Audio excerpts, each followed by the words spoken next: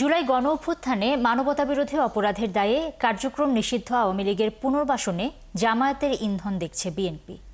বৃহস্পতিবার দলটির সিনিয়র যুগ্ম মহাসচিব রুহুল কবির রিজভী বলেন, পতিত ফ্যাসিস্টদের সাথে কাজ করছে জামায়াতে ইসলামী, যা উদ্বেগের। এদিকে অভ্যুত্থানের 1 বছর পরে এসেও আওয়ামী লীগের ভেতরে কোনো অনুশোচনা নেই বলে মন্তব্য করেছেন বিএনপির ভাইস চেয়ারম্যান শামসুজ্জামান দুদু। শফিকুল হকের প্রতিবেদনে বিস্তারিত। হাজারো তাজা প্রাণের রক্তের উপরে দাঁড়িয়ে দেশ ছেড়ে পালানোর 1 বছরের মধ্যেই শক্তি দেখাচ্ছে কার্যক্রম নিষিদ্ধ হওয়া আওয়ামী লীগ।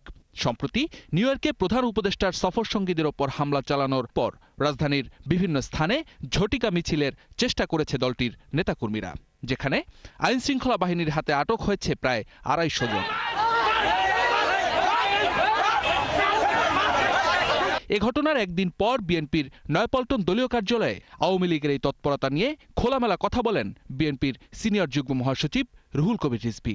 অনেকেই যারা বলেন যে তাদের প্রত্যাবর্তন ঘটানোর জন্য যারা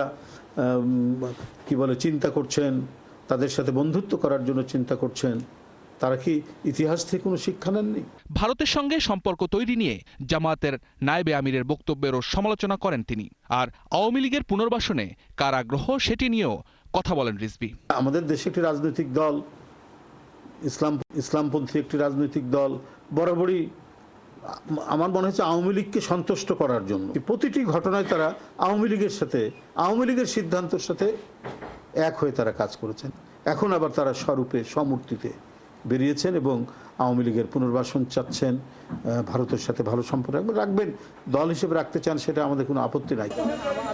একই দিন জাতীয় প্রেস ক্লাবে এক মানববন্ধনে অংশ নিয়ে বিএনপির আরেক নেতা শামসুজ্জামান দুদুও করা সমালোচনা করেন আওয়ামী লীগের। নিউ ইয়র্কে হামলার প্রসঙ্গ টেনে দলটি যে তাদের চরিত্র পাল্টায়নি সেটি সামনে আনেন তিনি। নিউ ইয়র্কের যে ঘটনা তারা সৃষ্টি করেছে তার মধ্যে দিয়ে এটা প্রমাণ করেছে 1 বছর পার হলেও তাদের কোনো অনুশোচনা লক্ষ্য করা।